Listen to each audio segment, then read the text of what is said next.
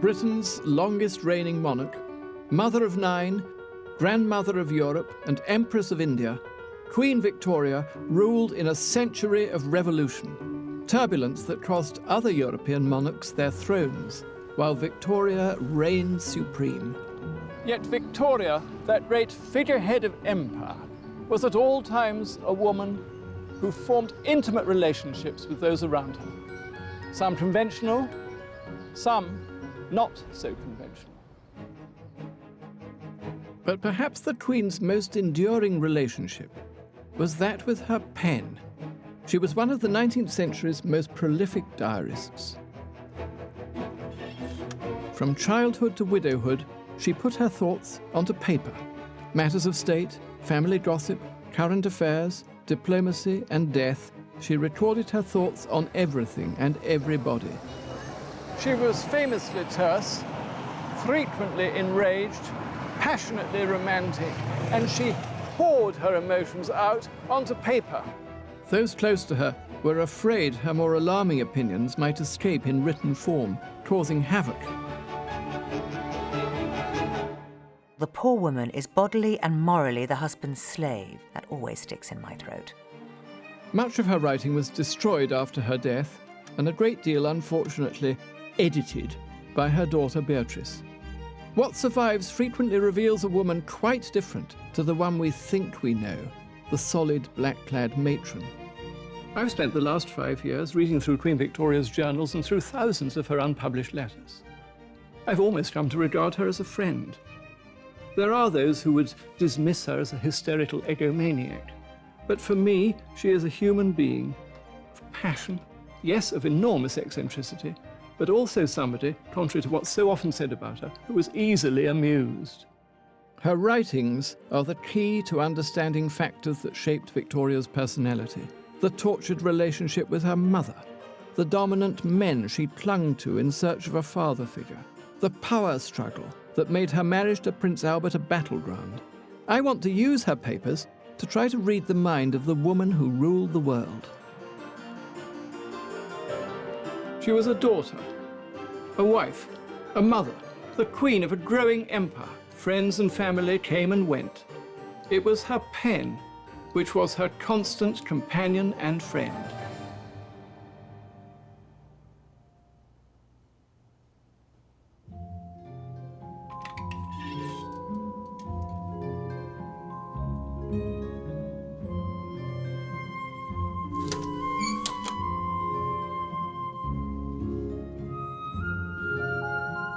Despite running the most powerful nation on earth, throughout her reign, Queen Victoria always found time for her journal. She used her pen therapeutically to express her innermost thoughts, which is why her writings are so much more than just a record of events. Many of them are kept at the Royal Archives at Windsor Castle.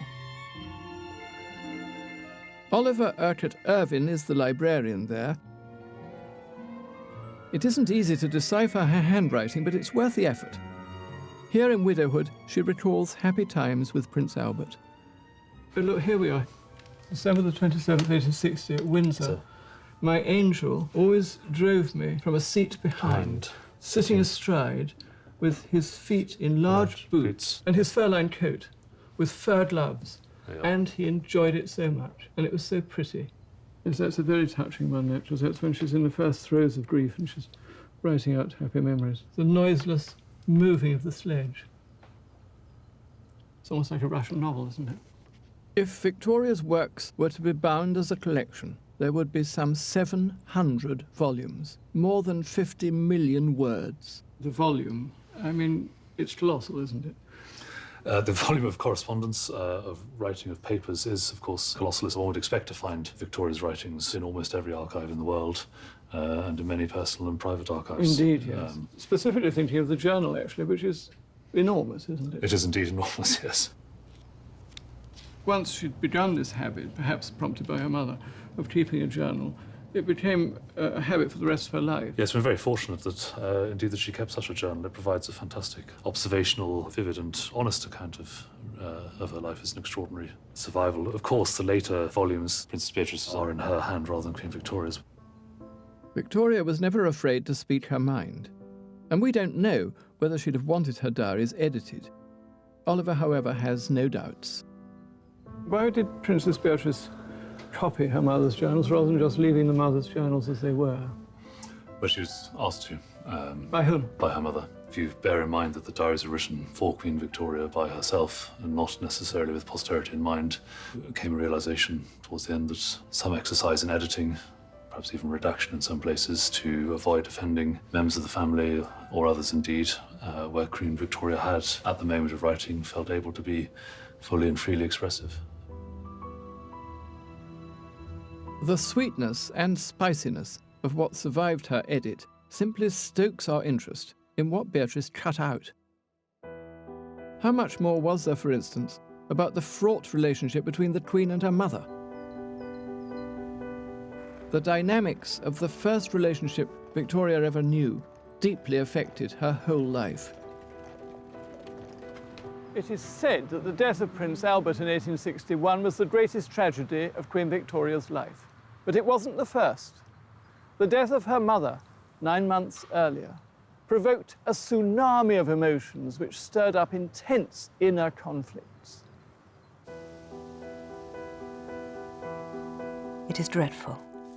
Dreadful to think we shall never see that dear, kind, loving face again. The outbursts of grief are fearful and at times unbearable. As she wrote these loving words, Victoria was rewriting her own history. Since her teens, she'd loathed her mother, the Duchess of Kent. On becoming queen, she'd moved her out of her court and shunned her. They'd barely spoken properly for years. But when her mother died in March 1861, Victoria suddenly realized what she'd lost. As most children do when their parents are dying, Victoria sorted through her mother's effects. Amongst them, small pink love notes written to Victoria when she was a young girl and placed under her pillow. My dearest, beloved Victoria, let me say a few words to you before you shut your dear little eyes. In some hours, this year is closed. Let us thank the great and almighty God for all the many blessings we experienced this year. Well, you can imagine with what shock Victoria read these letters in grown-up life after her mother had died. Since she and her mother had become estranged, Victoria had told herself that her mother had been unkind, that she'd had an unhappy childhood. And here was visible, tangible evidence that her mother had adored her, and that there had been many periods of joy in her childhood. She had the letters bound up in this magnificent leather volume and pricked out on the cover the words, "From dear Mama."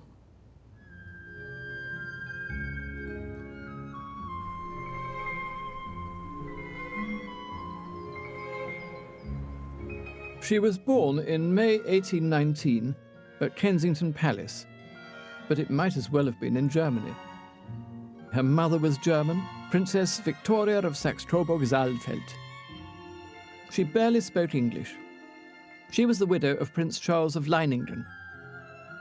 Victoria's father was her second husband, the Duke of Kent, but he was to die just 8 months after Victoria arrived. That she never knew her father was arguably the single most important factor in Victoria's psychology. The Queen would spend her life searching for a father figure. Widowed a second time, the Duchess of Kent was by royal standards impoverished. Her brother-in-law, King William IV, allowed her to carry on roughing it rent-free here at Kensington Palace, where she fell prey to the ambitious John Conroy. Historian Kate Williams has chronicled events at Kensington Palace. She really needed someone to depend on, and Conroy stepped in. He saw the vacuum, really, stepped in and made it his own, and really pretty much made himself almost king. For little Victoria, looking for a kindly man to play Papa, schemer Conroy was a disaster. In diaries written in adulthood, she paints him as a sort of pantomime villain, and her childhood as miserable. I led a very unhappy life as a child. Had no brothers and sisters. Never had a father. Was not on comfortable or at all intimate or confidential footing with my mother. These words, written when she was a grown-up, paint a pretty bleak picture. But the truth was more nuanced. Yes, she was a poor, fatherless girl who for the rest of her life craved male attention. Yes, Sir John Conroy was a bully and a cad. Yes, the Duchess of Kent was a silly goose. And between them, the Duchess and John Conroy devised something they called the Kensington system. It meant total separation from the court, and here, in Kensington Palace, it meant that the child was never alone. She shared a bedroom with her mother. She never ate anything which hadn't been tasted first. She wasn't allowed on this staircase unless she was accompanied. The Kensington system was really a way in which the Duchess of Kent and John Conroy, in particular Conroy, wanted to control Victoria. This vision that she would come to the throne at 12, 13, and they'd be in charge. And Conroy, presumably, was the chief agent of this system. The Duchess of Kent was a woman who really was out of her depth. She was out of her depth in Britain. She knew the royal family hated her. She couldn't really speak English. When Conroy came along, he said, you know, I can see an opportunity here. And so Victoria, this tiny, plump little child, this really little toddler, she's everyone's passport to glory, to riches, to massive grandeur. It was a repressive regime. But while Victoria's diaries recall a lonely childhood, we must remember she was prone to reinterpreting her own story. Deirdre Murphy is curator of the Victoria Revealed exhibition at Kensington Palace. So this is the room that Princess Victoria was supposedly born in. Oh, she was born here? Yes, she was born in this room. One of her dolls' houses. Yes, from the late 1820s. And she had lots of dolls. She had lots of dolls. She made them herself with her governess, Baroness Leighton, and together had lots of fun dressing them. There were animals. She had a beautiful little King Charles spaniel named Dash. She would play with him in the gardens and every now and then would dress him up in costumes. She did have quite a happy childhood. When she looked back on it, she saw it as unhappy. And I wonder whether you think, in fact, it was the bullying of Conroy when she was a teenager that led her to have this view. I completely agree with that. These memories that she brings back throughout her life later on are not necessarily reliable because she changes her view from time to time. So in 1872, her eldest daughter Vicky is marrying and having children. She writes to Vicky about how difficult her childhood was, giving her advice about how to treat her own children. And this is a theme that marks through her letters and correspondence. But we clearly can't rely on that completely because she clearly had fun here, she was indulged, and had a pretty good deal, actually.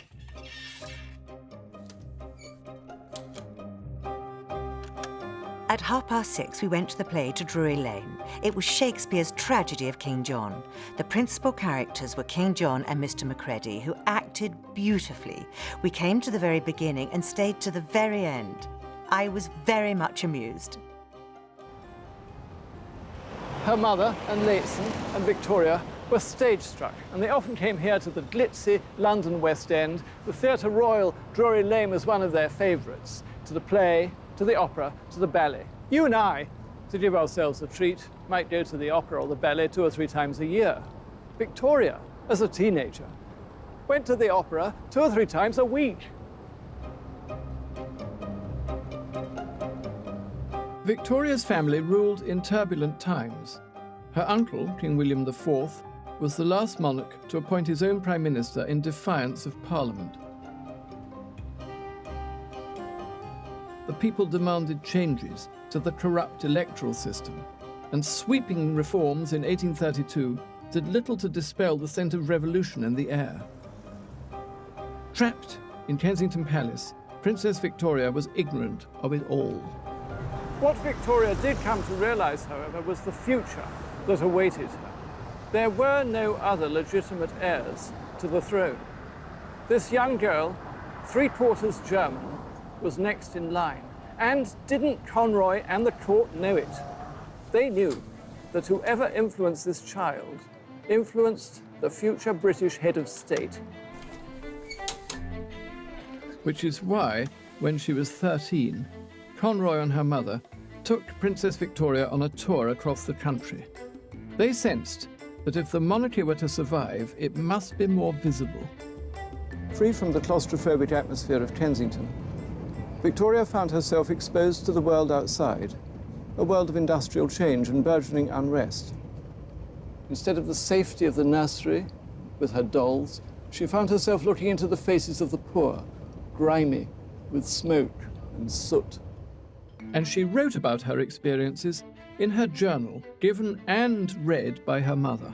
We have just passed through a town where all coal mines are, and you see the fire glimmer at a distance in the engines in many places. The men, women, children, country and houses are all black. Professor Jane Ridley has written a life of the Queen. It's quite interesting. She was sent on those tours, which she rather hated, around England. And the pressure she was under, I think, is quite extreme. I think it might account for why she actually hated appearing in public later on in life. I think her mother saw keeping a journal as part of the training of being a monarch. It's fascinating. So it was, in a sense, part of the Kensington system, the journal? I would say it was. I saw a diary of somebody who was at one of these things in Plymouth. And this person noticed that at dinner, the little princess didn't say anything. She just looked round the table all the time. She kept looking. And they asked afterwards, what's wrong with this child? Why was she looking at all the people? And Conroy said, she's being trained to remember who they are. And when she gets back, she'll be tested on them by her mother. And if you look at the entry in the diary, you see a long, long list of names, none of whom she could have known, none of which could make any sense to her at all. It's hard to say exactly when, but by her early teens, the princess had come to see what her mother and Conroy were up to. Victoria was coming to realize her position as a pawn in the political power game. And she came to feel that her mother was siding with Sir John Conroy against her. Things came to a head here in the seaside town of Ramsgate on a fateful day in autumn 1835, when her hatred of Conroy was confirmed and she came to loathe her mother.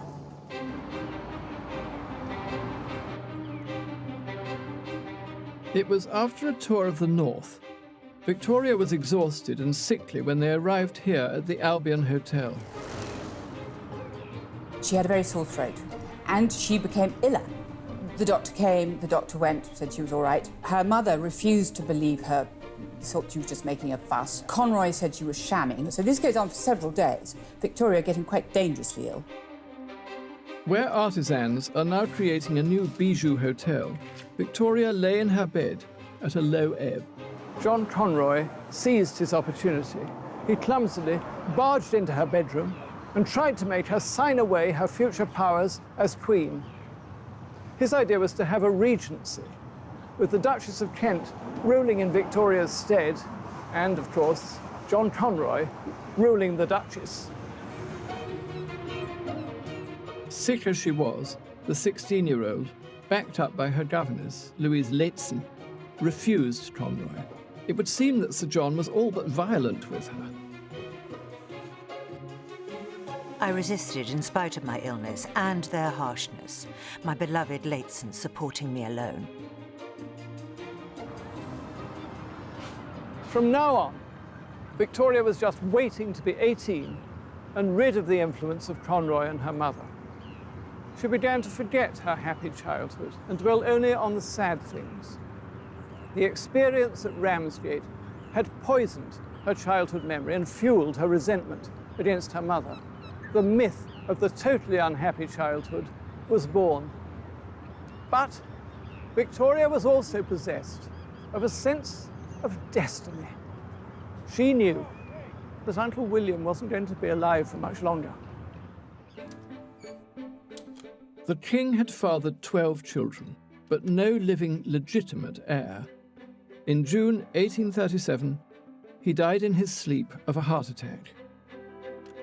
Her mother woke Victoria. I got out of bed and went into my sitting room, only in my dressing gown, alone, and saw them. Kneeling before her, the Archbishop of Canterbury and the Lord Chamberlain were now her subjects. Victoria, more German than British, was now Queen. She was ready to throw herself into the role. The survival of the monarchy itself depended on her success. I am very young, and perhaps in many, though not in all things inexperienced, but I am sure that very few have more real goodwill and more desire to do what is fit and right than I have.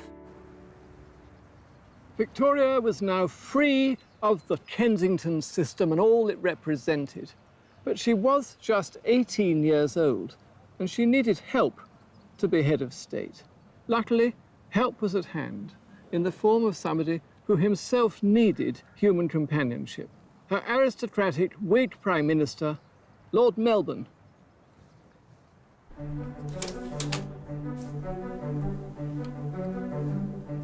Cometh the time, cometh the father figure. Melbourne was everything that Conroy wasn't. He was loving, kind, and emotionally intelligent.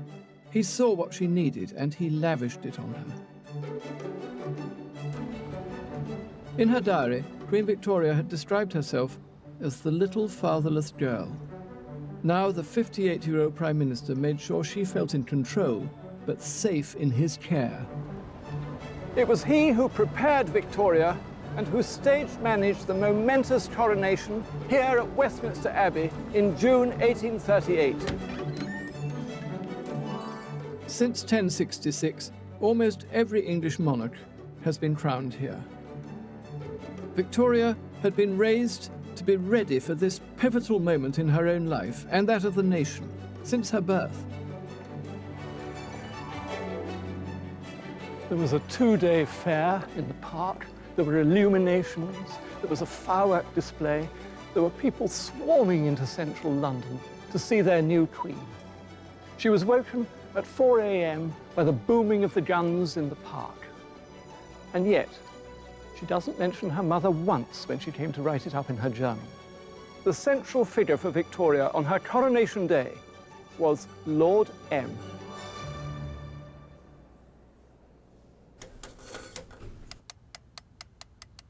My excellent Lord Melbourne, who stood very close to me throughout the whole ceremony, was completely overcome at this moment and very much affected. He gave me such a kind and, may I say, fatherly look.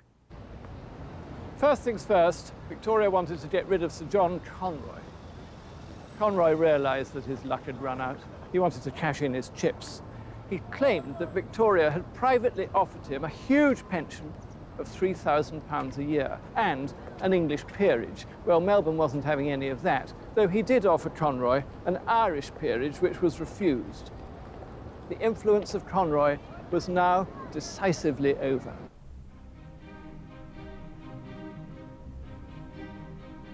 There is no end to the amusing anecdotes and stories Lord Melbourne tells, and he tells them all in such an amusing and funny way. The passionate friendship which sprang up between them gave to the young queen the security she craved, and to Melbourne, reeling from a shattered marriage, someone to care for. Really, every day he was with her, sometimes for 5 hours a day. They'd ride together, they'd do jigsaws together, they'd play cards together. He participated in all of this, and through this constant being by the Queen's side, he gained a lot of influence, a lot of power, and essentially he could really tell her what her role was. So what he had was something people envied incredibly. Her education started here. The journals bubble with her conversations with Lord M. They talked of everything under the sun, from French history to Shakespeare, from mixed-race marriages to Whig society gossip. It wasn't just a political process that Lord M introduced her to, it was life itself. Her relationship with Melbourne was helped along by a charming weakness on the part of the Queen. She always fell for men who made her laugh. The flirty, fun-loving teenage queen leaps from her pages. I asked Lord M how he liked my dress. He said he thought it very pretty and that it did very well. Talked of my having taken a bath, his seldom doing so. Talked of my having wished to roll in the grass when I was in the garden, which made him laugh. As a young man, he had been outstandingly good-looking, and he still is. He was incredibly charming. He knew everybody. He takes upon himself not just to sort of educate the young queen, but also to act, in effect, as her private secretary. Her journals during the Melbourne years are fascinating because she wrote down absolutely everything that he said. Melbourne, more than anybody, is making her a British queen. Politically speaking, the relationship between Queen Victoria and Lord Melbourne had no significance whatsoever. Lord M was absolutely out of sympathy with his own times. And while the pair were out together, laughing and riding, the country was in a state of unease. Great riots had broke out at Birmingham again. Houses burned and others plundered, which he, Lord M, feared was to be expected. Melbourne protected Victoria, but the national movement for working-class emancipation that produced the People's Charter couldn't be ignored. There was trouble with the sugar trade. And then, in 1839, a parliamentary defeat over Irish independence forced Melbourne to resign. She'd felt safe, secure, and much loved. Now she felt alone, exposed. It was almost as though he'd died. All my happiness gone.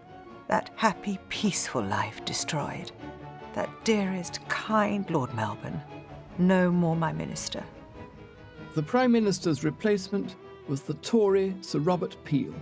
He had no charm, no sense of humour, and he couldn't flirt. Lord M's charm had given him power over Victoria. Peel's lack of it almost guaranteed a battle of wills. Their first meeting sparked a constitutional crisis. Peel almost immediately said, "You've got to change your ladies. The ladies of the robes, the ladies of the bedchamber, they once were Whigs, they now have to be Tories." And Victoria, she couldn't cope with this. She said to Peel, "I'm not changing my ladies. I am not doing this." Peel surprised her by saying, in that case, he wouldn't be her Prime Minister. It became known as the Bedchamber Crisis. Robert Peel was a very astute politician. By refusing to be Prime Minister, he demonstrated quite a lot of things to the world at large. He demonstrated that Victoria was a Whig partisan. He'd also demonstrated that she was trying to exercise the kind of monarchical power which no longer existed in Britain. This was the last time the British monarch ever openly defied a represented politician. Victoria felt victorious, but her intransigence pointed up her immaturity. That she'd put her own selfish needs before those of Parliament was visible to all, and the ramifications were immense. Peel's refusal to serve created a vacuum. Melbourne was forced to return as Prime Minister of a weak Whig government, which lasted just 2 more years. The political system had been shaken by a young girl's tantrum, the sort of behaviour a more enlightened mother might have influenced if she'd been more present in Victoria's life. The Duchess was now very much behind the scenes, but she was nevertheless quietly engineering her daughter's future and her own. The question on everybody's lips was, who was the young Queen going to marry? And broadly speaking, there were 3 options. She could have married her cousin in England, George, Duke of Cambridge, who was a soldier, her age. They were fast friends throughout their lives, but George used to say rather ungallantly he'd never wanted to marry plain little Victoria. Old William IV had wanted her to marry into the Dutch royal family, but Victoria was having none of that. The 2 eligible princes of Orange were frightful oafs. And then there was the 3rd option, favoured by Uncle Leopold, King of the Belgians, and by her mother. And that was that she should forge a political alliance with her Coburg cousin, Prince Albert. Since 1714, the English Hanoverian royal family had been German. Victoria was by descent a member of this family, but her mother was of a different line, the Saxe-Coburg-Gotha's, and so was Albert. They saw in this marriage a chance for the family effectively to take over the running of Great Britain. They had met before as teenagers. 17-year-old Albert and his brother Ernest had encountered Victoria at a family get-together in England. Ernest was taller and funnier. Dr. Carina Auerbach is a biographer of Queen Victoria. The first time he came over with his brother Ernest, she thought that Ernest was the more interesting one because that was the lively one and the fun-loving one. But when they met the second time round, then of course he had become a quite good-looking man, and it was a very hormonal decision for her to marry him. In autumn 1839, the bright-eyed prince, now 20, came for a visit from Germany, and Victoria, 3 months older, nearly a foot shorter, was completely smitten by him. Albert really is quite charming and so excessively handsome. Such beautiful blue eyes, an exquisite nose, and such a pretty mouth, with delicate moustaches and slight, but very slight whiskers. A beautiful figure, broad in the shoulders and a fine waist. My heart is quite going. Knowing with hindsight how much rested on that meeting, it's hard not to feel a little awestruck by the innocence of Victoria's emotions when she first set eyes on the youthful Albert. They were destined to become the grandparents of Europe, one of the most famous couples in history. But the path ahead was not going to be an easy one. Victoria was extremely vulnerable emotionally. She was also the most eligible princess in Europe, in the world. As she swooned, she unconsciously fell in with plans laid by a Grand Master of Political Manoeuvring, Prince Albert's equivalent of Lord Melbourne. This was never intended to be a love match. Of course, Albert was going to support his wife, but he wanted to influence her politically, guided himself by his own political mentor, Freiherr Dr. Stockmar of Coburg. They wanted to establish constitutional monarchy as the principal bulwark against revolution in Europe. And the best way of doing that was to marry the British Queen and have a large family. So Albert took this marriage on as a challenge. And he knew it would be tough, because that's what Stockmar told him when he was about to go to England the second time. He said, do you want to do this? This is going to be a hard life. You know, you will have to help this woman in distress. That's how he sold Victoria. Albert was a controller and a cold fish, but from the first, they were passionately and physically in love. Dearest Albert took my face in both his hands and kissed me most tenderly and said, Ich habe dich so lieb. Ich kann nicht sagen wie. I love you so much. I cannot say how much. She was so besotted by Albert, by his beauty and talent, how he could play the piano, dance, and talk about her favourite opera, that she hardly realised how much of her own freedom and personality she was surrendering when she asked him to marry her. And marry they did. We both went to bed. Of course, in one bed. To lie by his side and in his arms and on his dear bosom and be called names of tenderness I have never yet heard used to me before. This was the happiest day of my life. There's no doubt that there was a strong sexual attraction. I think so, yes. Yes, definitely. When one reads her diaries, one is impressed by her openness. I mean, she really says how beautiful he was and how wonderful it is to be touched by him and things like that. And after they got married, she enjoyed him taking off her stockings, putting on her stockings. Yes, having intimacy for the first time, yes. So she was utterly delighted by him in a physical way. That was lucky. That was lucky. Yes. The Duchess of Kent was not so lucky. Victoria was now no longer a child and felt able to flex her muscles for all to see. She shunned her mother. The Duchess of Kent was a woman destroyed. She couldn't believe that Victoria didn't want to see her. Victoria wanted to get away from her mother at every opportunity, and the whole court saw this. Victoria confided in her journal her ongoing coldness to her mother. It has been observed that after the marriage, I kissed the Queen Mother and only shook hands with Mamma, which I said was true. It's heartrending to read the cry of the rejected mother seeking the approval of the callous daughter. In the year after Victoria married, her mother wrote to her, Oh, Victoria, why are you so cold and indifferent with your mother, who loves you so dearly?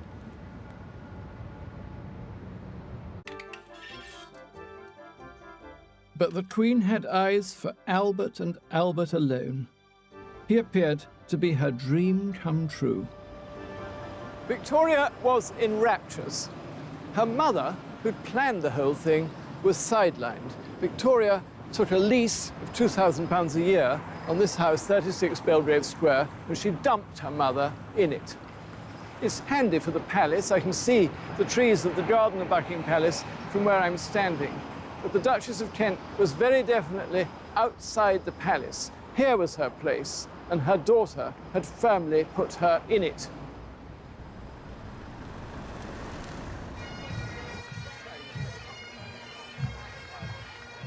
What Victoria wanted now was solitude, romance, and excitement in company of her man and Superman, Prince Albert. They fled to the most romantic part of the British Isles and furthest from the London court. Soulful Albert was already homesick, and the landscape and even the people reminded him of his German homeland. Victoria, too, loved the Highlanders. She enjoyed their lack of deference, how they treated her as if she was a human being. There was a quiet, a retirement, a wilderness, a liberty, and a solitude that had such a charm for us.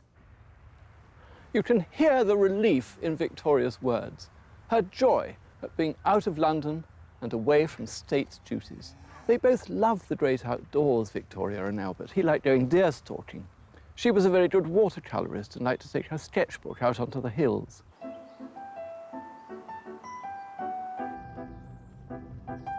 Gilly, Sandy Reed, knows the places that made her heart sing. So what were her favourite views when she was round here? Well, I think at one time she'd just love to go on her picnics on Tullach, the hill over on her right there. That was her favourite picnic spot. She would get on the pony, ride side saddle up the hill, and Albert would go off stalking, and she would just wait, and they would have a picnic waiting for him coming back again. Have you heard whether Prince Albert was a good shot or not? Well, I don't think he was really a good shot, like, you know, but Was he not? he always seemed to have what you would call hard luck. In the evenings, they would retire to the homes of the Scottish nobility for whisky and flings. I danced several quadrilles and valses, finishing up with a galop with Albert. Ah, the innocence of young love. But they were in for an extraordinary journey together. Neither of them wanted to surrender their independence. Both wanted power, and more than is the case in most marriages, there were to be some furious clashes of wills. Initially, Albert thought he'd won because Victoria said she'd obey him in the marriage ceremony, but that was just for show. Victoria saw Albert as a helper. Nothing better in her vision. She was writing letters and Albert was getting the blotting paper. That was his role. He wanted to be king. He wanted to have power. Albert wanted control, and all he had to do was to let nature take its course. Within a month of the wedding, Victoria was pregnant. And when she first fell pregnant, she was pretty miserable. She just thought, this has happened so quickly.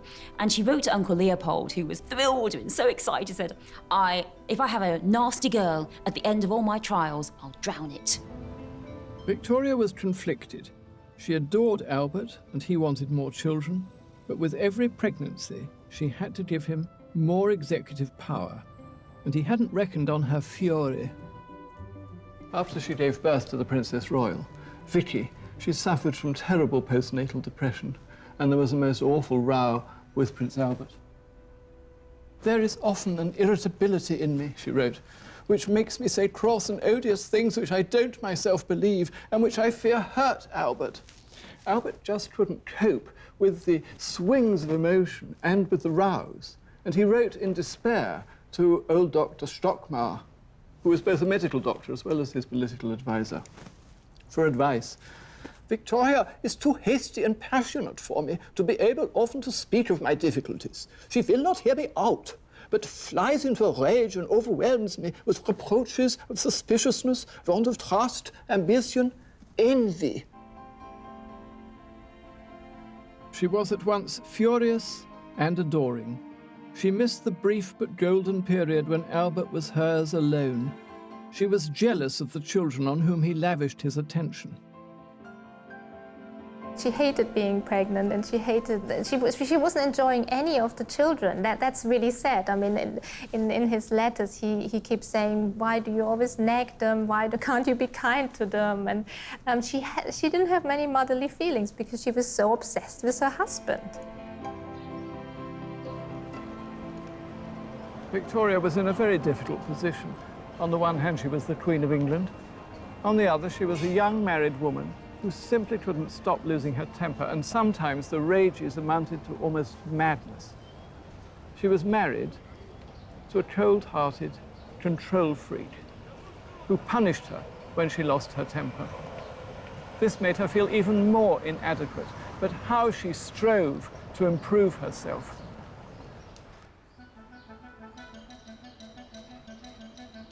Locked away in Windsor Castle are the most fascinating of the Queen's diaries, written later in her marriage.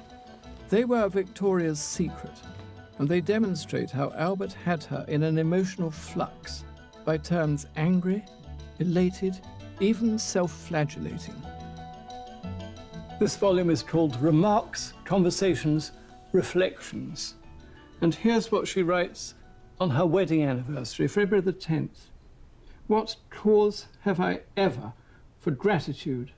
And yet, alas, how often, and even to my distress on this holy day, does my foolish susceptibility and irritability cause me misery for moments, and annoyance to that most perfect and unselfish of human beings, my adored husband."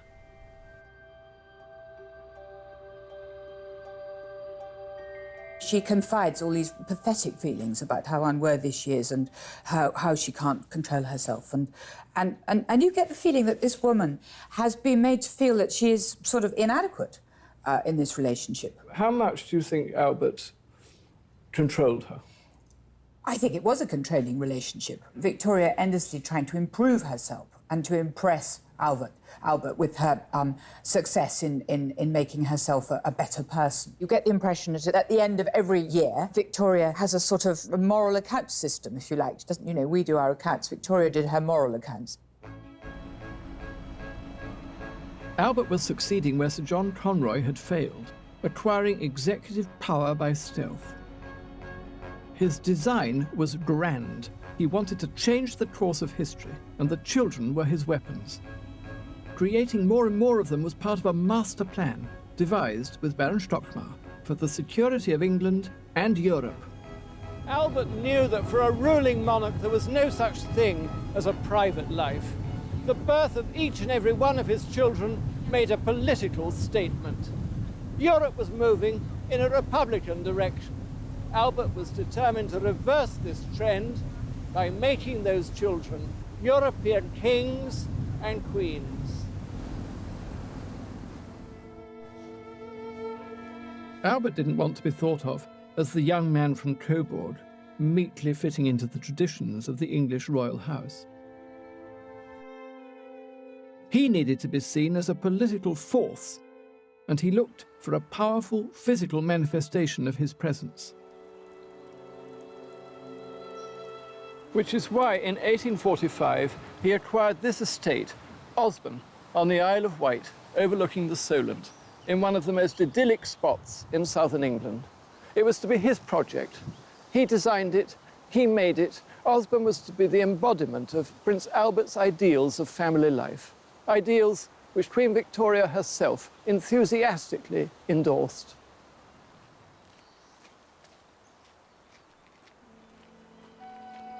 It is impossible to imagine a prettier spot. We have a charming beach quite to ourselves. We can walk anywhere without being followed or mobbed.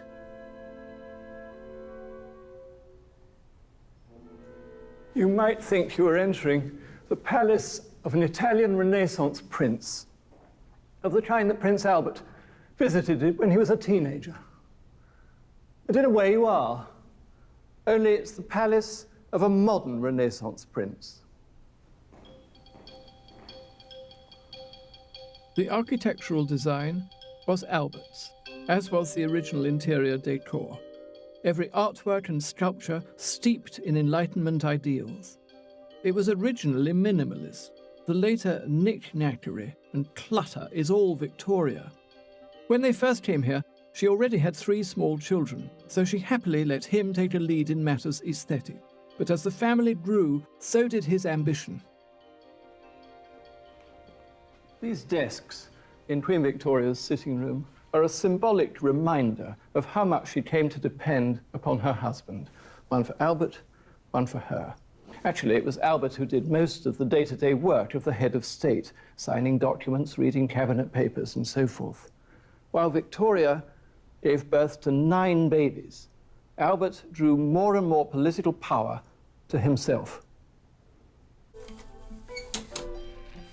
For a decade, Victoria saw Albert through a thick hormonal fog. Sometimes her resolve slipped.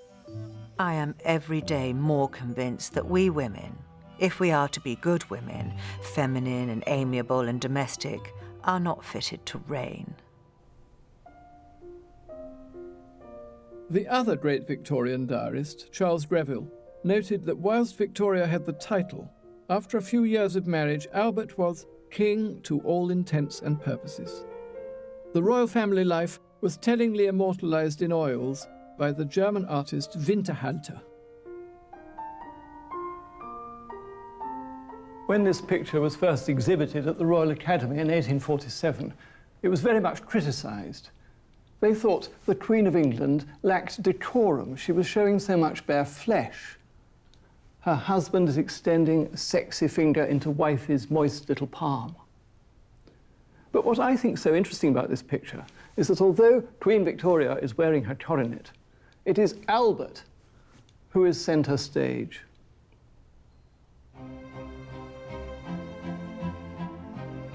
It's a picture of familial contentment, but also of Albert's success. By now, he'd achieved what he left Germany to do. Perhaps his greatest success was Princess Vicky. Whatever happened to Albert in the future, she would carry on his work, perhaps even control her mother.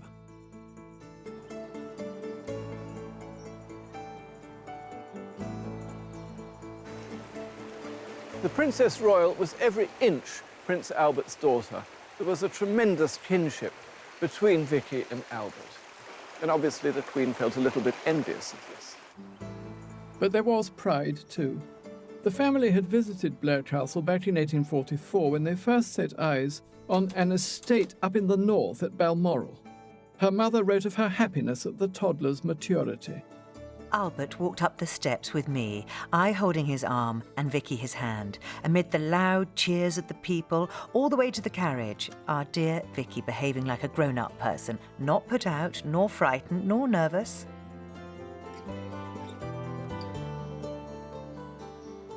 "11 years later, now aged 14, Vicky was back here with the family in the landscape of the Highlands that so reminded her father, the Prince Consort, of the dear German Heimat. But this was to be no ordinary family holiday of sketching and stalking.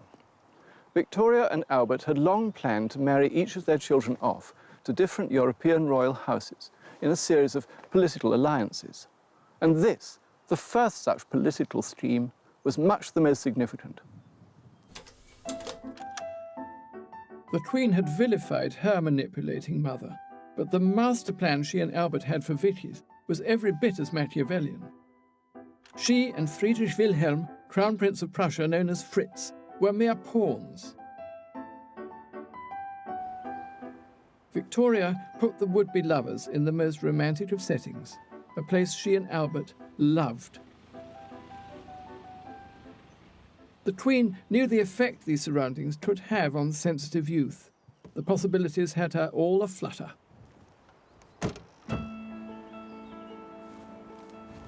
Fritz looks very well, altogether looking more manly, and his moustache becomes him. The visit makes my heart beat as it may, and probably will decide the fate of our dear eldest child. He was 23. She was 14, little more than a child, in her sprigged white muslin dress trimmed with red ribbons. But it was the start of a romance. They walked on the slopes of Craig na Ban. He picked her a sprig of white heather, and there they had their first kiss. The plan had worked. Vicky loved Fritz, and that night ran into her mother's room to tell her. Having engineered the whole thing, Victoria, conflicted as ever, now tried to take control, insisting Vicky delay marriage until she was 17. Queen Victoria felt the classic envy that mothers so often feel for daughters when they emerge from childhood into womanhood, especially if the daughters have been very close to the father. She complained of Vicky's waywardness of temper, sharp answers, and lack of self-control. A pretty ripe case, you might imagine, of the pot calling the kettle black. And as the wedding day approached, Queen Victoria felt all the usual cluster of emotions. She will no longer be an innocent girl, but a wife, and perhaps this time next year already a mother.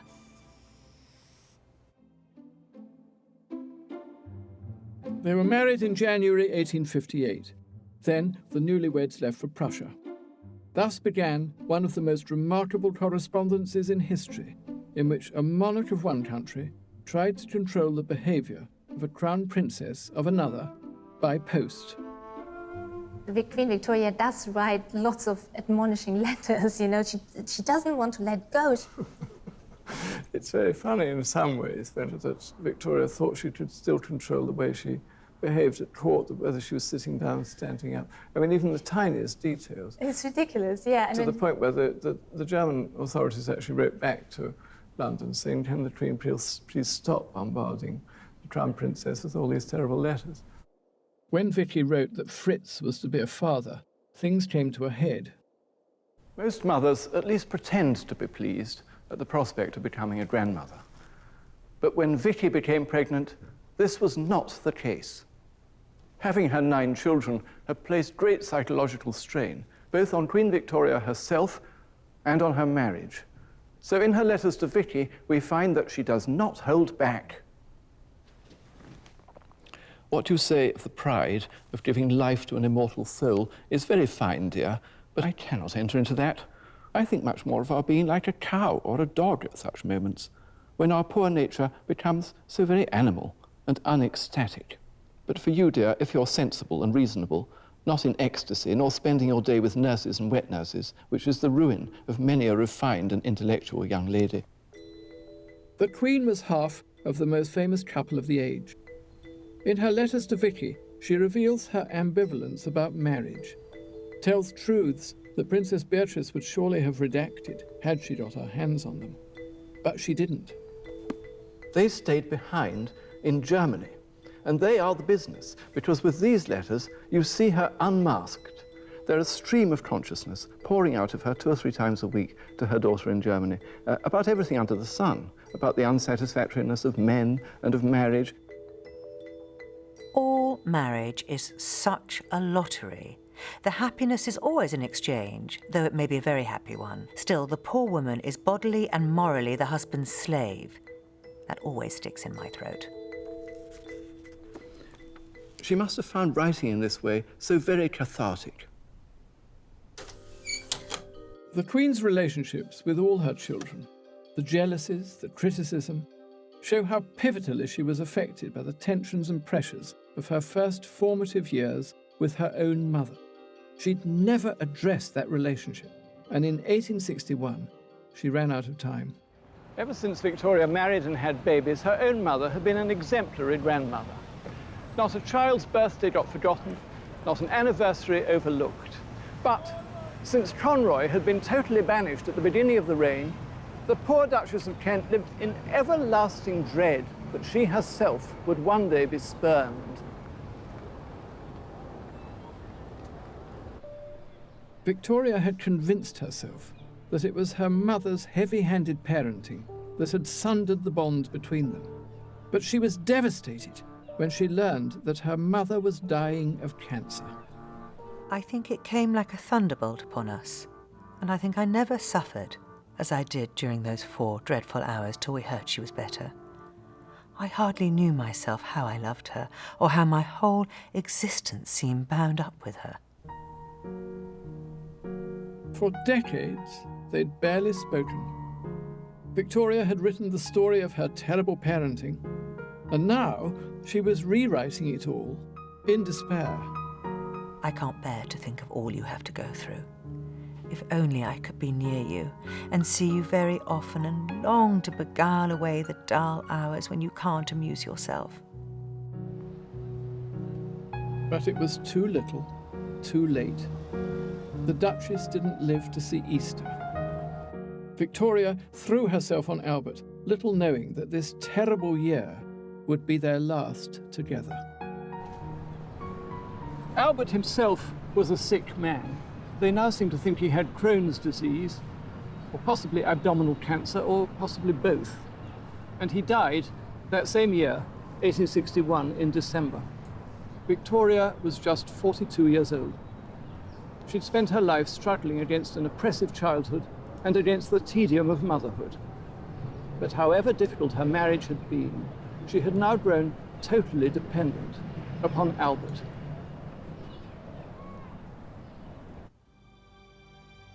Writing to her Uncle Leopold, she cried out, The poor fatherless baby is now utterly broken-hearted and crushed widow of 42. Victoria was often on the brink of instability. Now, grief precipitated a mental crisis that had some advisers wondering if she'd inherited the famous Hanoverian madness. It must be said that mourning became her, drama queen that she was. 1861 was her annus horribilis, her darkest hour. She ended it as an orphan and a widow. And it would be the making of her. The widow of Windsor, as she would come to be known, was no longer in the shadow of her brilliant, puritanical angel, Albert. So there will be another story to be told, and it's a story of liberation from him, in which Victoria found herself alone, able along the journey to make some most unlikely friendships as she became her own woman.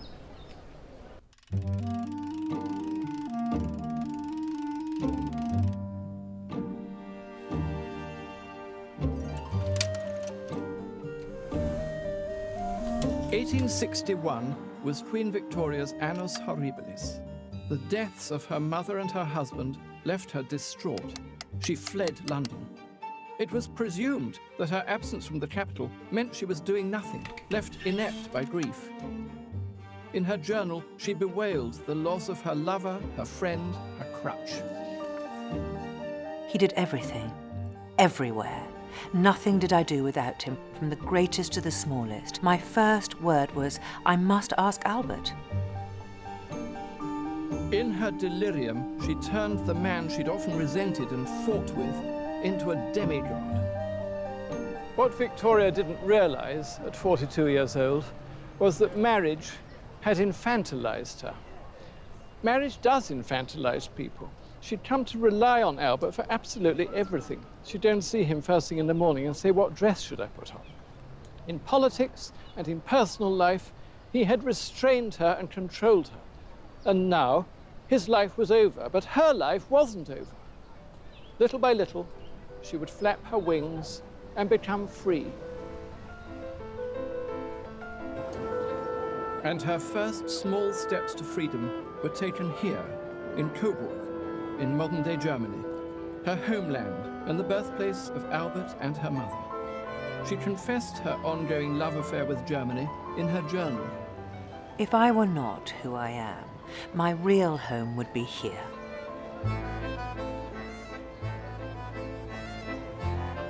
Victoria was 3/4 German. She idolized the land and the people. The very air smelled like Albert, and she breathed it in. When she started coming back to Coburg, her brother-in-law, Ernst, Albert's brother, expected her to stay with him in his grand Baroque palace in the middle of town, the Schloss Ehrenberg.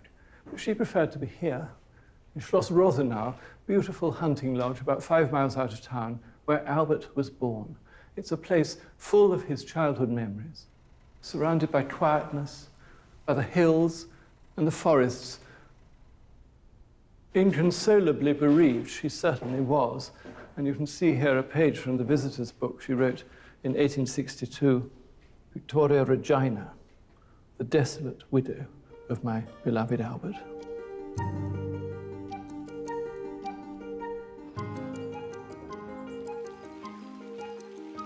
A direct descendant of Prince Albert keeps the line alive today in the nearby Schloss Kallenberg. Hubertus is the hereditary prince of Saxe-Coburg and Gotha. So let's enter The treasure house. one of the rooms here, please. Oh, wonderful. Thank you very much. You, sir, are the great-grandson of Prince Albert. That is correct. This is where we show the family relationships between the Saxe-Coburg-Gotha family and the British. Oh, look, that's a marvelous Winterhalter. Yes, Prince Albert of Saxe-Coburg and Gotha. So that's after he's arrived in Britain. Yeah, it was in the early Still got his 1840s. hair. Yes. Well, he went bald. Oh, and look at this beautiful painting. She didn't dress very well, but she had stupendous jewels. That's what the French noticed, didn't they, when she went to Paris? Yes. After she was widowed, she became even more attached to Germany, even more conscious of her German roots, didn't she? And Coburg was a particularly special place. Queen Victoria's roots are indeed very German. She was definitely fluent in the German language. And even after the too early death of Prince Albert, she still was very much in love with Germany and especially Coburg. And she came back to open up a monument for Albert here in 1865 on the marketplace. That was also one of the very few public appearances, apparently, that she did after his death. Oh, yes. Victoria had always loved melodrama since her days as a young queen. And now, in her mourning, she made her loss blindingly clear to see, ever dressed in black. She desired everyone to enter into her grief. Dr. Karina Orbach, an expert in Anglo-German relations, sheds light on Victoria's behavior after Albert's death. She's such a bad psychologist because Albert told her, don't overdo it, please, when I'm gone. And she does exactly the opposite. She puts him on this pedestal. She drags her children into the room once a year, the room he died in. She keeps preaching him all the time how wonderful he was. And it is absolutely ridiculous because the children, of course, hate it after a while and resent everything about this idealized father. So it achieves the absolute opposite. She went back again and again and again to Coburg. Yes, I think she would have loved to live just in a little cottage in Germany with Albert. That was her ideal. And it was home, it was the Heimat, wasn't it? Yes, she feels relaxed because when she talks German, she can be a different person. In her English identity, she has to be the queen. In Germany, she's just die kleine Frau, as Albert calls her. Grief-stricken Victoria may have been, but inept she certainly wasn't. She was about to demonstrate her political astuteness in Germany, then not a unified country as we know it today. Germany was merely a notion. The question was, would the various small German duchies and city-states come together in a peaceful federation, or would they allow themselves to be bullied by the northern kingdom of Prussia into becoming a modern militaristic nation? That was the central political drama of Victoria's times. And in that drama, she stood plumb center stage. In the summer of 1863, the Queen came here to Schloss Ehrenberg. While she was here, she thrust herself between the twin camps of Prussia and Austria before any of her diplomats. It was her first major activity since she was widowed. Felt so nervous, all being in state, and I alone. I have no longer my beloved Albert to guide, cheer, advise, and pilot me through the great difficulty. Here, in the Hall of Giants, where Victoria's parents were married, we meet Victoria the diplomat, meeting with no less a person than the Emperor of Austria, and together they drank a toast to the unity of Germany. So early in her widowhood, we find Victoria alone, but nonetheless an independent woman, negotiating, not particularly on behalf of England, but on behalf of a peaceful Europe. Victoria had found the inner strength to exert her power and carry out Albert's political work on her own. In this instance, she's a sort of arbiter. She wants to bring together these two Germans. There's Emperor of Austria and then William of Prussia. And she thinks that there should be some rapprochement or some understanding between the two. She still hopes for a peaceful solution of the German question. I mean, during that period, if you'd asked many English newspaper editors, what's the Queen doing? They'd have said she's gone to sleep, she's gone into hiding, she's not doing anything. Yeah. As a matter of fact, she was deeply politically engaged in Germany. Yes, I think that's when one underestimates her, because she's hiding in black, and one doesn't understand that she had her back channels, and she was very much into this back channel work. And she saw herself, because of Albert, as, well, a diplomat in many ways. It's interesting at this time that we see the British Queen becoming, partly through her own marriage and the marriages of her children, so intimately involved in European politics. At this time, the British politicians complained that their monarch was too weepy, too reclusive, not doing her work, not interested in the main political questions.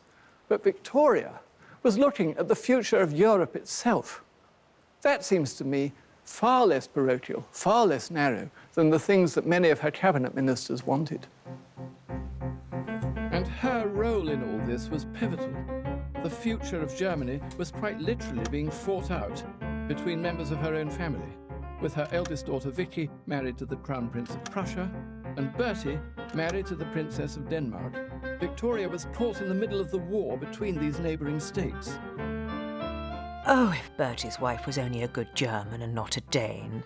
Not as regards the influence of the politics, but as regards the peace and harmony of the family. It is terrible to have the poor boy on the wrong side. The personal was the political for Victoria. Intensely German, she nonetheless felt, as all mothers would, grief that her family stood on opposing sides of the political divide. While Victoria showed her fortitude on the world stage, involving herself in European wars of global significance, she was also finding freedom at home in her personal life. As a young woman, she'd always sought father figures, from the flirtatious Lord Melbourne to her angel Albert. Now she had another man by her side. I feel I have here, and always in the house, a good, devoted soul, whose only object and interest is my service. And God knows how much I want so to be taken care of. These are the words the 45-year-old Victoria wrote about Albert's Highland servant, a Mr. John Brown, who was brought down from Balmoral to attend Victoria at Osborne in 1864.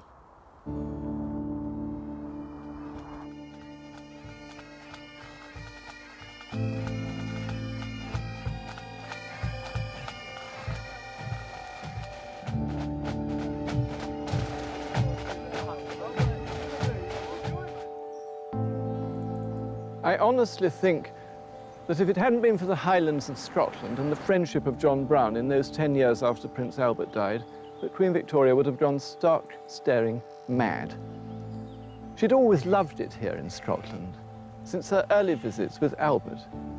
And the unaffected character of the Highlanders made such a refreshing change after the stuffiness of Windsor and Buckingham Palace. And so it was that the bearded and kilted John Brown, 7 years her junior, became Victoria's next male dependency as closest companion and best friend.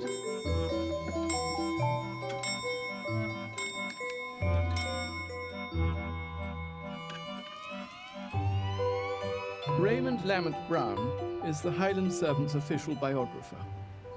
She spent far more time with John Brown than with any other person. Yes.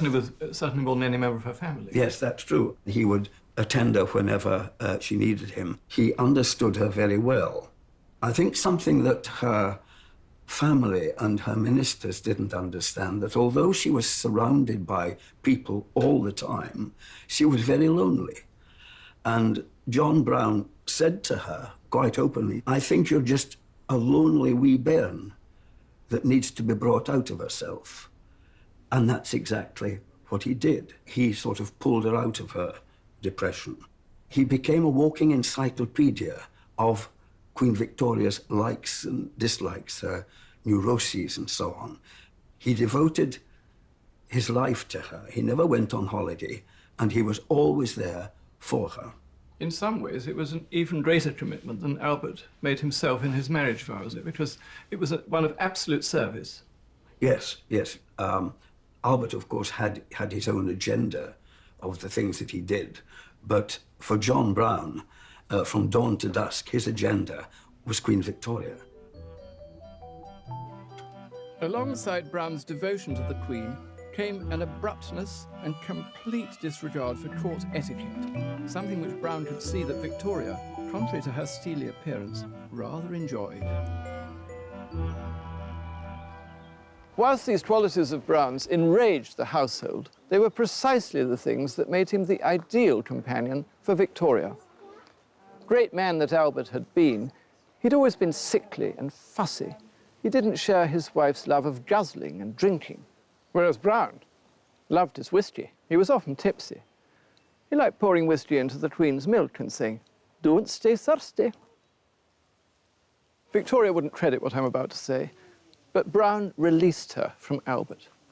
He released her inner capacity for hedonism and fun, and she revelled in it. Cheerio! Victoria found freedom in her friendship with this most unlikely of characters, out riding and laughing in the grounds at Osborne with Brown.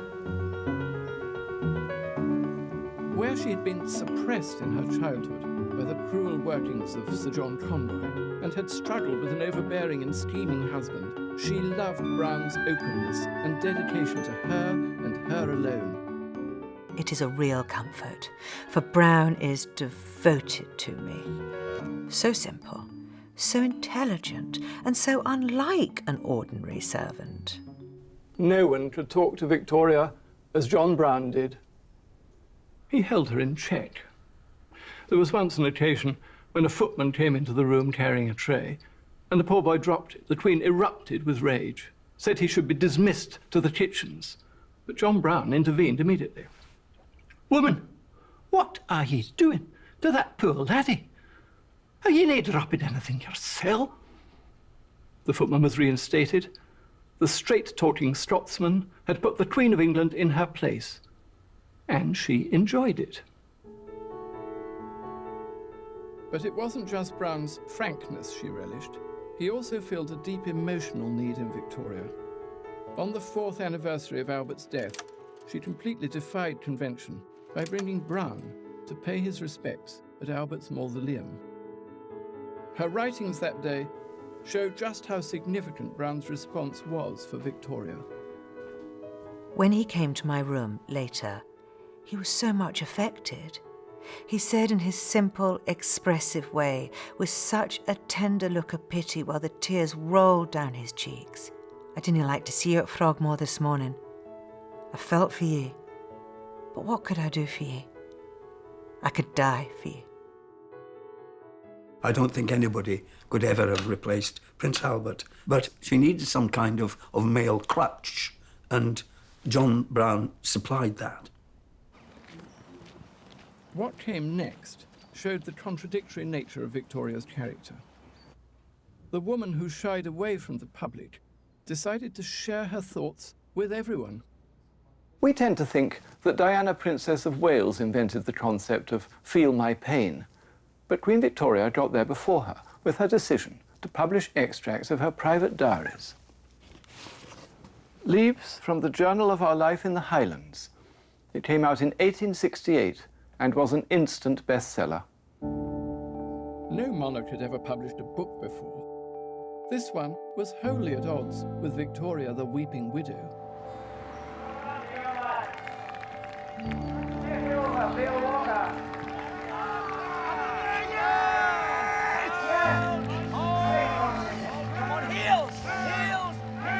The journals chronicle her life of outdoor frivolity. She felt truly elated out in the open Highland landscape, at local dances, and at the annual Highland Games. The games began about 3 o'clock, she writes. 1, throwing the hammer. 2, tossing the caber. 3, putting the stone. A pretty wild sight. But the men looked very cold with nothing but their shirts and kilts on. They ran beautifully. The journals are pretty mild stuff. The remarkable thing about them is that they were published at all. They're nice books, they're bound in green, embossed in gold, and pretty soon they'd sold over 100,000 copies.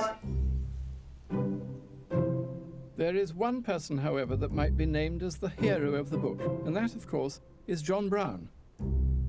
Her children hardly got a look in and weren't best pleased. But it seemed that Victoria was unaware. Instead, she wrote to her eldest, Vicky, asking for validation of the book. You have never said one word about my poor little Highland book, my only book. I had hoped that you and Fritz would have liked it. The reason Vicky might have been avoiding the subject was that her mother's shameless adoration of Brown was causing a scandal. A scurrilous pamphlet entitled John Brown's Legs appeared in New York. It was dedicated to those extraordinary legs, poor bruised and scratched darlings. Here's the Queen looking at a damaged knee. Good heavens, what a knee! Sticking out from the kilt of John Brown. What's so hilarious about this is that while the American was penning this pamphlet, the Queen herself was writing a 3rd volume of Leaves from Our Life in the Highlands, in effect a biography of John Brown. The court and the politicians were absolutely horrified, and somebody had to be delegated to tell her that the book was entirely inappropriate. They chose the poor young Dean of Windsor, and he went in and told the Queen that it really wasn't a very good idea to be writing these memoirs of her life with Brown. It would be misconstrued. She erupted with rage. However, she took the young man's advice, and the matter was never mentioned again. I wonder if it still survives somewhere in Windsor, in those archives, or whether Princess Beatrice, the wrecker, destroyed it. Thanks to Victoria's youngest daughter, Beatrice, no trace remains of the Queen's life with John Brown in her voluminous journals. We're left with silence, as her children were intent on deleting Brown and anything else deemed unsuitable from history. It's poignantly sad that so avid a scribbler and recorder of her times as Queen Victoria should have had her words suppressed. And of course, the suppression has the precisely opposite effect upon us that it was intended to do. Instead of making us forget about John Brown and Victoria, it makes us obsessed by the subject. What we do know is that in favouring Brown, Victoria showed herself to be a woman desperate for companionship, irrespective of the social cost. She'd come such a long way from her days as the submissive wife of Albert. With Brown, she was free to do as she pleased. Of course, people suspected him of sleeping with Victoria. There's a bit of a feminist issue here.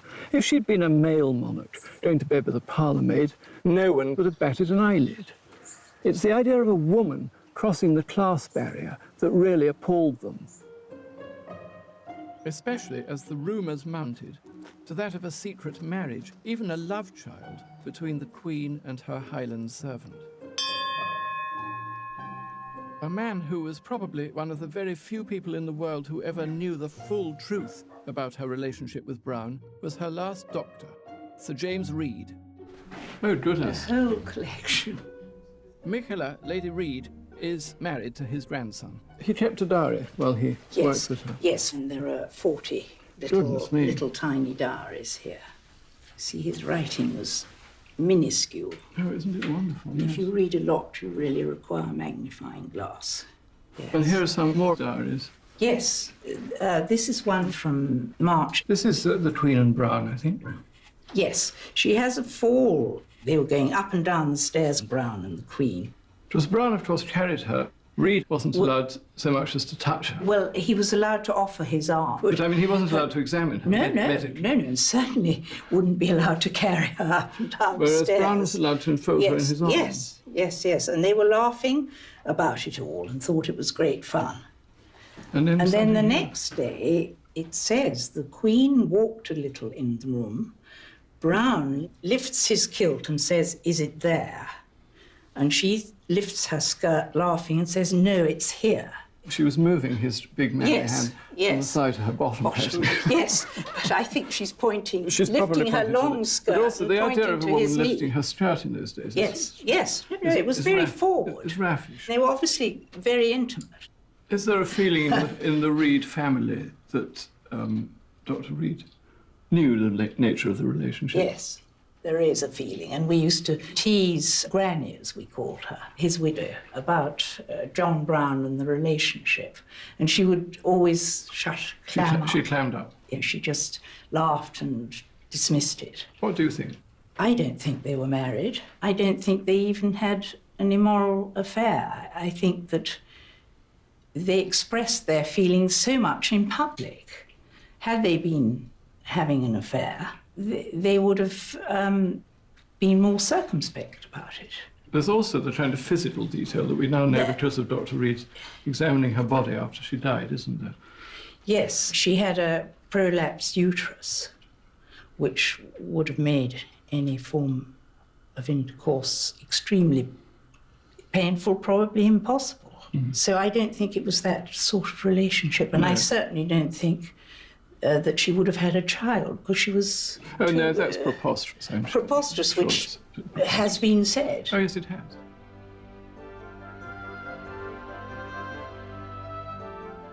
When anybody knows that I'm writing about Queen Victoria, they've always been asking me the same question. What was the relationship between John Brown and the Queen? Were they lovers? And I'm afraid to say that on that question, I'm a complete agnostic. It's plainly not a relationship like that between her and Albert. She was so open about loving Brown, about wanting Brown to hold her and carry about in public and laugh with her, that I'm sure there was no kind of secret, covert relationship going on. I think the likeliest thing, if you actually wanted to force me to make up my mind, is that they had a tactile, loving relationship which involved lots of hugging, but that they weren't lovers in the true sense of the word.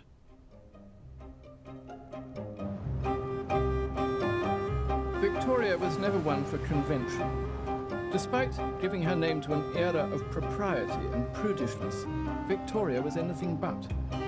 Where she loved the openness of Brown, she couldn't stand those who were reserved around her. So when it came to her buttoned-up Liberal Prime Minister, W.E. Gladstone, she had no tolerance at all. Mr. Gladstone is a very dangerous man, and so very arrogant, tyrannical and obstinate, with no knowledge of the world or human nature. Victoria was not one to mince her words. She used every weapon in her armoury, her psychological illnesses, her physical illnesses, to combat what she believed were assaults by the Liberals on the monarchy itself. Her undisguised loathing of this humorless intellectual statesman showed how very self-assertive Queen Victoria could be. Gladstone was awkward with the Queen, and like his hero, Prime Minister Robert Peel, he didn't have the best way with women. 30 years after her run-in with Peel, Victoria showed herself to be just as belligerent with Gladstone as she had been in her youth. One such occasion occurred in the summer of 1869, when the Lord Mayor of London and Gladstone asked her to open the new Blackfriars Bridge. The Queen was determined to wriggle out of it, and the drama went on and on through the summer and autumn, with Gladstone bearing the brunt of most of the Queen's emotional outbursts. She thought she had clearly expressed that it was impossible for her to open Blackfriars Bridge, but as Mr. Gladstone seems still in doubt, she will repeat her sincere regret that it is quite out of the question for her to do anything of the kind in the heat of the summer. The Republicans, the press, but also the keen monarchists were all asking themselves the same question. If the country functioned perfectly well, with the head of state spending most of her year either up in Balmoral or down on the Isle of Wight, why did we need a monarch at all? And it was to silence that question that the Prime Minister, Mr. Gladstone, was determined to parade the little woman on this bridge. And she was equally determined not to be bullied and not to be put under pressure. As July wore on, the Queen dug in her heels. The Queen is much surprised at being again teased and tormented about this bridge, having 3 weeks ago nearly been asked by Mr. Gladstone.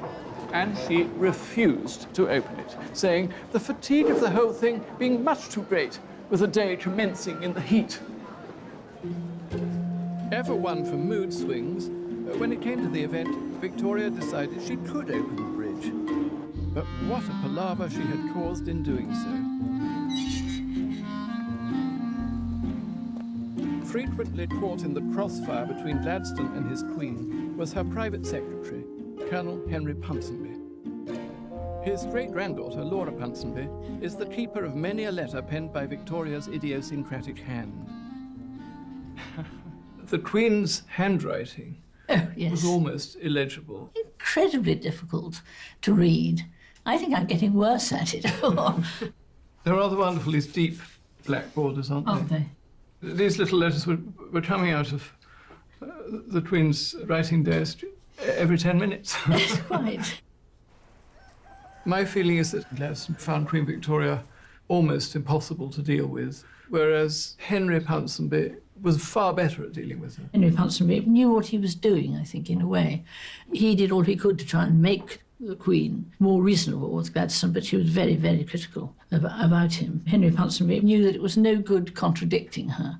There's a famous story about him, which he says, when I say 2 and 2 make 4, Queen Victoria says, no, they make 5. And then he says again, no, I think they do make 4. And she says, no, you're wrong. Then he said, I leave it. I let it drop. And then we go back to it, and then it's okay. He knew if he said no, Queen Victoria would immediately dig her heels right in. You know, Henry Ponsonby admired her. She could be absolutely impossible, of course, but he managed to sort of cope with it. And of course, he had a great sense of humour. I think that was the saving thing, wasn't it? He could see how very funny she was. That's right. And he got them all laughing at the dinner table. He said he looks round at Queen Victoria and she's absolutely, you know, giggling away. She was known as fou rire, mad laugh, fou rire. And that you start laughing and then tears come to your eyes, you shake, and all this sort of laughter comes up. She had a lot of fou rire, didn't she? Yes, she had a lot of fou rire. She was always having the giggles. Yes. Gladstone wasn't particularly humorous. No, I think not. It was the weird mix of Victoria's humour and hysteria that the politicians couldn't come to terms with. So much so, they feared for her sanity. And you can see why the establishment were worried when you look at the correspondence between the Queen and Mr. Gladstone. I mean, look at this. When Gladstone went to stay in Balmoral, he was awkward and couldn't speak to the Queen. She often refused to speak to him. So they would correspond while they were both living in the same house, sometimes as often as 6 times a day.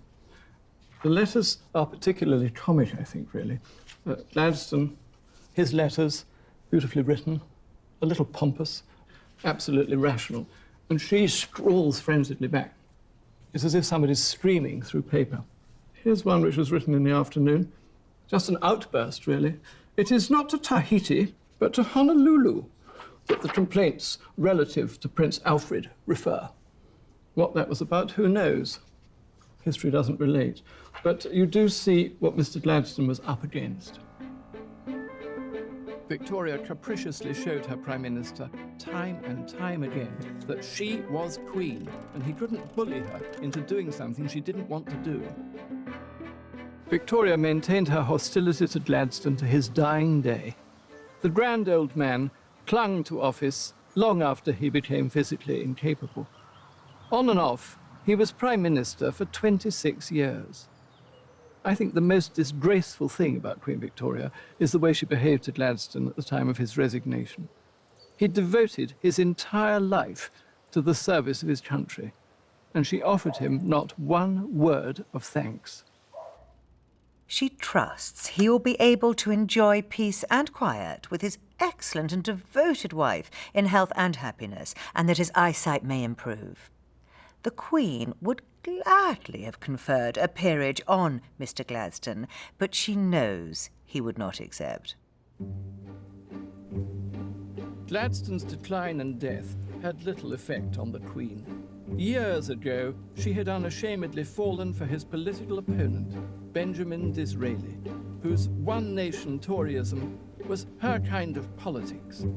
Besides, he knew how to make her laugh.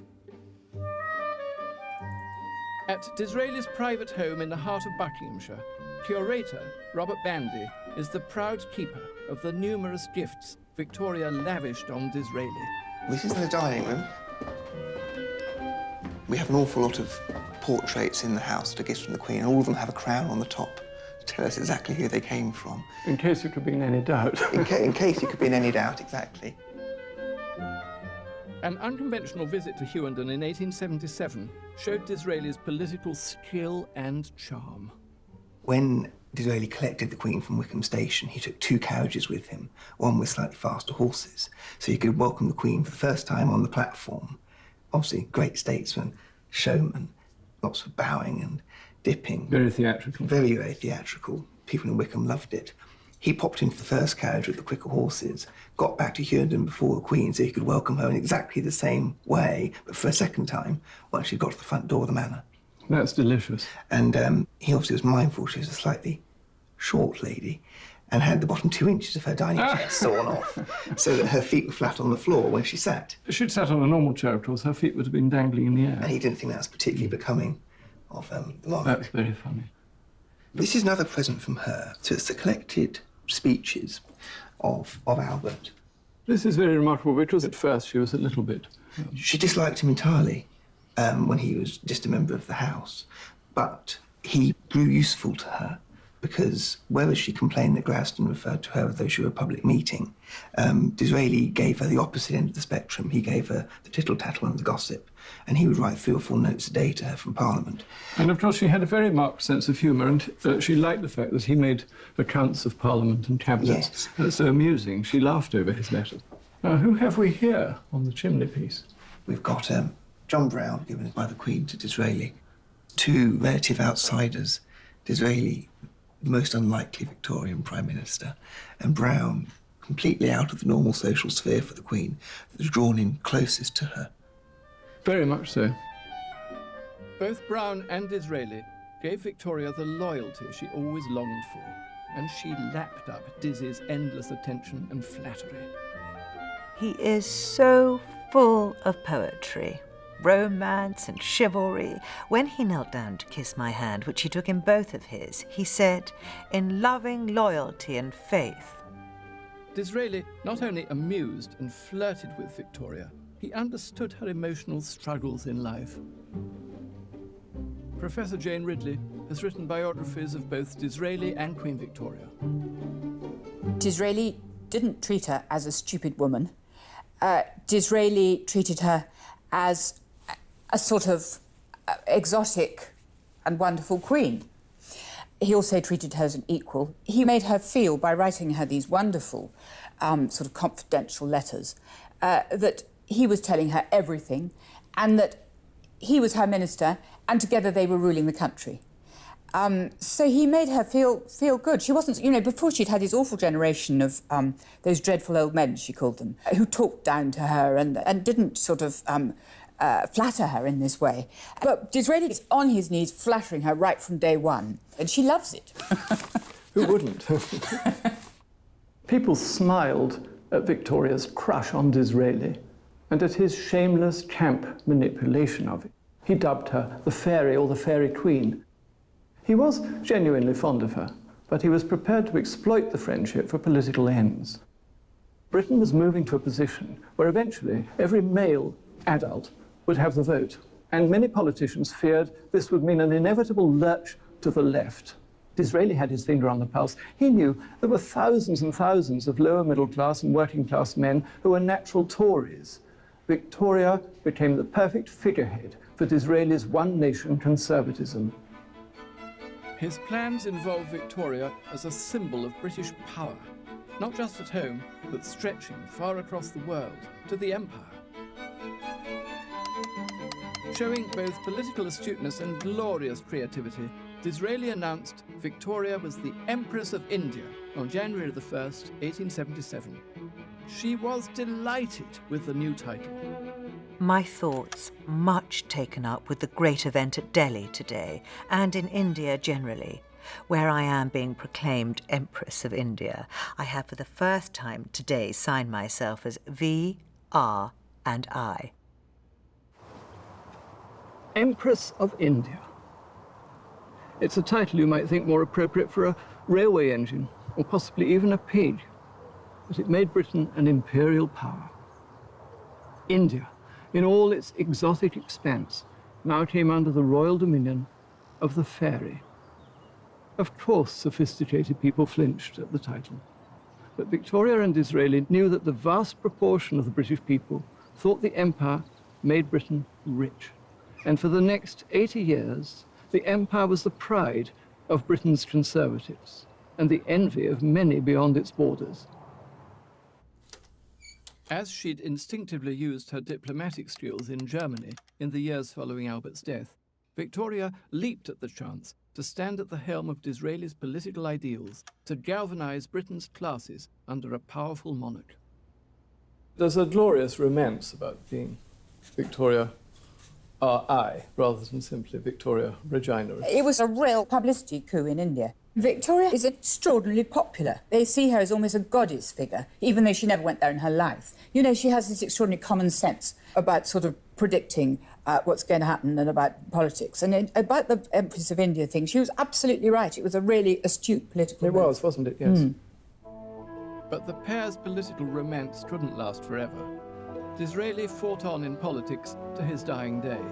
Victoria showered attention on him right to the end, bestowing on him a peerage as Lord Beaconsfield. At his death, she was distraught.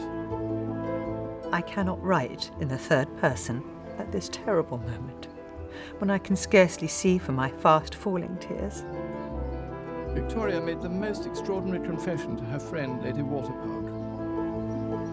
I know you will feel for me in my great and irreplaceable loss.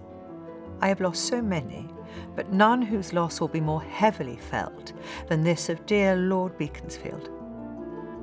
They are remarkable words when you consider how recently she'd lost her beloved daughter Alice and how intensely she'd mourned the Prince Consort. They show how close Victoria had become, both in politics and in her heart, to Dizzy. Gladstone was the dictatorial Prime Minister. Disraeli was the true and trusted friend. As if the death of Disraeli wasn't enough for Victoria to cope with, just 2 years later came the death of the man who may have been the love of her life, John Brown. The Queen was devastated. The fatherless widow was alone again. The extent of Victoria's grief on paper is only known in part. These words escaped the ruthless Windsor censorship. I am terribly upset by this loss, which removed one who was so devoted and attached to my service, who did so much for my personal comfort. It is the loss not only of a servant, but of a real friend. Through love and loss, time and time again, Victoria had the remarkable fortitude to carry on in the midst of grief. Far from her widowhood constraining her, she had the strength to reinvent herself and was visibly a new woman aged 68, celebrating her Golden Jubilee. The crowds from the palace gates up to the abbey were enormous. This never-to-be-forgotten day will always leave the most gratifying and heart-stirring memories behind. The celebrations didn't end in London. They extended far across the reaches of the empire, in India.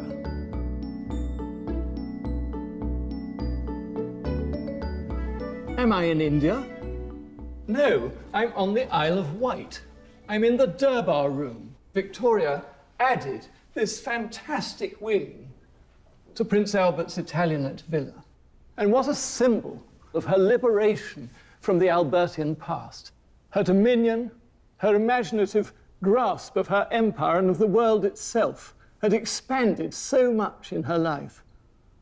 It's utterly fantastic.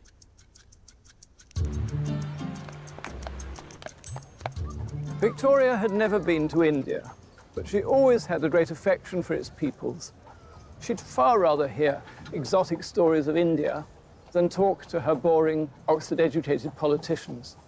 And so it was decided in her Jubilee year that a taste of India would be sent to her in England in the form of 2 Indian servants from Agra. One of those servants would turn out to be her last great attachment.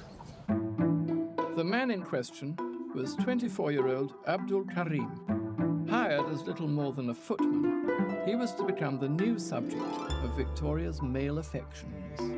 Abdul Karim, much lighter, tall, and with a fine, serious countenance. Victoria loved the company of Abdul Karim.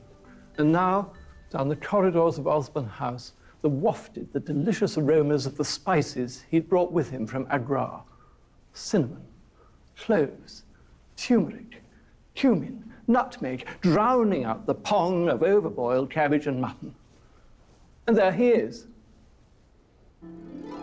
Abdul Karim brought with him India in all its colour and splendour, which Victoria welcomed wholeheartedly into her court. Shrabani Basu is the author of the best-selling book on Abdul Karim and Queen Victoria.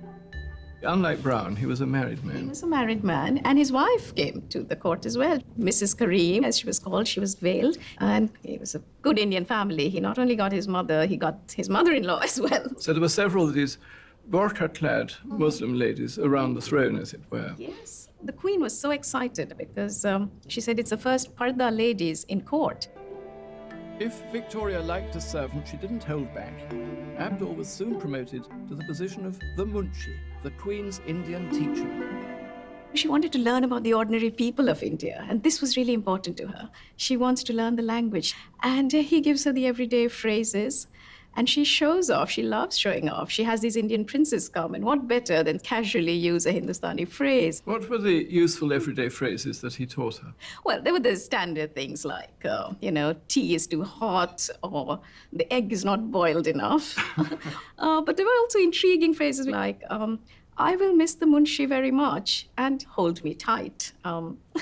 Where did that come from? That's very charming, isn't it? Do you think she did hold him tight? I suppose so. It was a relationship on so many levels. It was mother, son, grandmother, son. It was closest friend. And at the same time, Queen Victoria liked a strong man next to her. If you see the pattern from John Brown, he was 6 feet tall, a strong man, somebody who cared for her.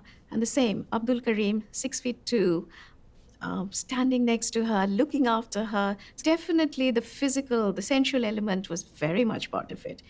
I think that's very revealing. None of Victoria's English courtiers liked the Munshi. They thought he was John Brown in a turban. But Victoria seemed not to notice, or perhaps chose to ignore their snobbish and racist feelings towards him. Writing to Vicky, Victoria's words were all praise. He is so good and gentle and understanding. All I want, and is a real comfort to me. Such a good influence with the others. anything Abdul Karim wanted, he would get. If he wants a nice room, he's given the room. He's given John Brown's old room, and that is noticed. She gives him his own carriage to ride around. He goes around Balmoral. He goes to India on holiday. Can you tell us about what the attitude of the courtiers was towards Abdul? As soon as he started getting all the favors, the resentment started as well. And the Queen accuses them all the time of racism. And she insists that they behave courteously to him, which they don't. I mean, the Munshi invites it because he is a bit arrogant and a bit full of himself. He does strut around, he does lord over the other Indian servants, but that's the position he's been given. Although unrest at court was mounting, Victoria didn't seem to care. She was simply not going to give up her fondness for her new best friend. And a shameless display of favoritism in June 1890 further incensed her household. The Queen lost a brooch while she was clambering into her carriage. One of the footmen said that he'd seen Abdul Karim's brother-in-law, Hurmit Ali, hovering about at the time.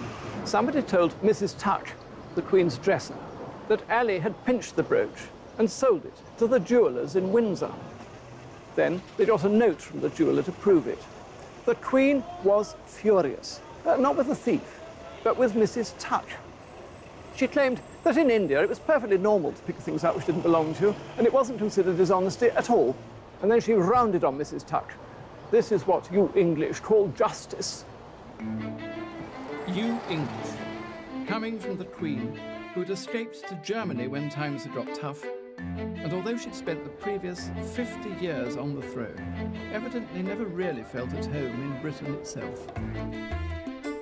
As with other members of the court, Dr. Reed wasn't keen on how much time the Queen devoted to the Munshi, especially as he was so often unwell. He had to look after the Munshi, and he sometimes was kept up till midnight, and he was at his wit's end. The Queen went several times to see him in his room and stroked his hand, taking Hindustani lessons, stroking his neck and smoothing his pillows. One doesn't want to be too indelicate, but what was the matter with the poor Munshi? Oh, well, first of all, he'd had scabies, but that was a bit better. But this was a big boil on his neck. How did Reed and the Munshi get along? Oh, Reed disliked the Munshi hugely, thought he was a bad egg. He was horrible to his fellow Indians and felt his sense of superiority over all the others. Can you see what she saw in the Munshi? It was clearly Reed couldn't really understand it, could he? No, I think he was exotic, and he was a symbol of India. Victoria, oblivious to convention, turned a blind eye to the unhappy members of her court.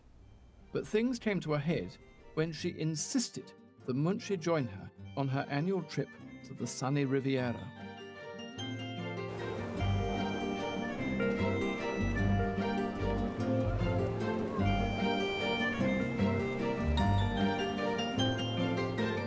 Victoria had always loved coming to France as a place of escape, travelling around in the years after Albert's death under the name of the Countess of Balmoral. France represented freedom for Victoria. And in 1897, a royal trip to Cimiez was planned, staying at the swanky new Excelsior Hotel with superb views of the Mediterranean. Drove through the town, along the fine Promenade des Anglais, close to the sea, which looked so lovely in a wonderful deep blue colour. But the holiday plans were going awry. An almighty row was about to break out in the household, precipitated by Dr. Reed, who most improperly told the others that the poor Munshi had yet again gone down with a dose of the clap, gonorrhea. They seized on this as the perfect excuse to say, if the Munshi went to Nice, they weren't coming. They were going to be on strike. This precipitated the mother of all tantrums. Mrs. Phipps is chosen to go tell the Queen that if the Munshi goes, we are not going to go. We are going to collectively resign. This is revolt. And the Queen hears this and she gets into a screaming rage. She gets up, she throws everything down from the table, so all these letters, pots, ink pens crashing down. Mrs. Phipps leaves the room in tears, and she goes back and tells them what's happened. So at the end of the day, they don't resign, and the Munshi travels, as he always does, with the Queen. So, it's a victory for the Munshi. And it was victory for the Queen, too. But when Victoria paraded with the Munshi on Nice's famous Promenade des Anglais, one of the local newspapers described the Munshi as a mere servant.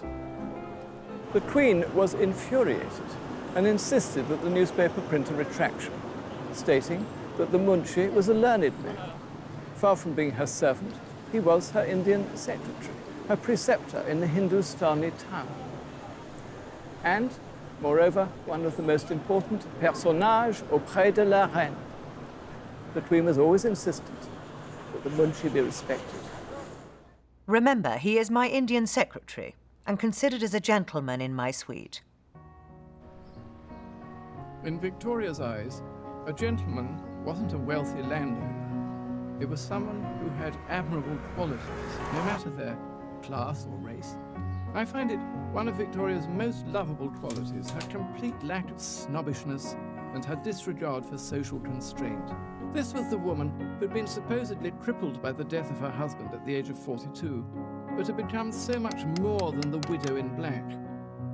Victoria spent the last 40 years of her life after Albert finding freedom in the most unlikely of relationships. And despite living life shying away from the public, she emerged as an icon of the era, a picture of British power. Just 4 years before her death, the streets of London were lined with her public, celebrating her Diamond Jubilee in 1897. No one ever, I believe, has met with such an ovation as was given to me. Passing through those 6 miles of streets, the cheering was quite deafening, and every face seemed to be filled with joy.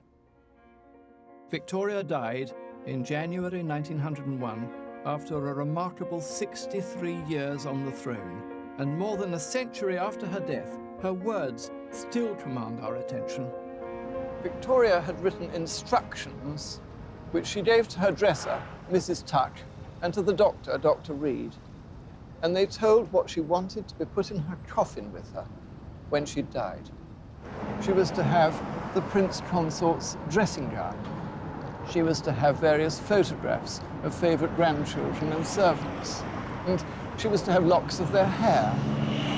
Perhaps most significant, she was to be holding a framed photograph of John Brown, and on her finger was the ring which he'd given her as his mother's wedding ring.